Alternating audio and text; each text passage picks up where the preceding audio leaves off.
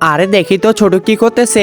আরে ছোট তো দেখি এখানে বসে আছে। একটা কাজ করি, ওকে নিয়ে একটু বাইরে থেকে ঘুরে আসতে লাগবে। টিভি দেখতে দেখতে মনে হয় বোর হয়ে গেছে। তাড়াতাড়ি চলে যাই, টিভিটা বন্ধ করে দিই। এই তো বন্ধ করে দিলাম। এখন ছোটকে নিয়ে বাইরে চলে যাই। আরে ছোট, তুই তো দেখি অনেক বড় হয়ে গেছিস। আচ্ছা থাক, তুই টাটা। আমরা এখন তাড়াতাড়ি ঘুরে আসি। ওই যে দেখো কত বড় বড় গাছ।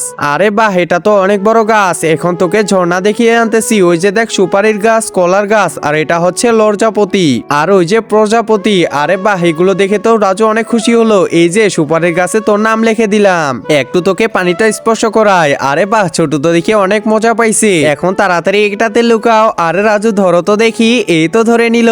একজন মা কতটা আপন হয়ে থাকে, যার মানেই তাকে জিজ্ঞাসা করে দেখো। তো দেখা যাক বন্ধুরা, এই মায়ের জন্য কে ভিডিওটিতে লাইক এন্ড সাবস্ক্রাইব করে, আর যারা মাকে ভালোবাসো না তারা ভিডিওটি থেকে দূরে থাকো।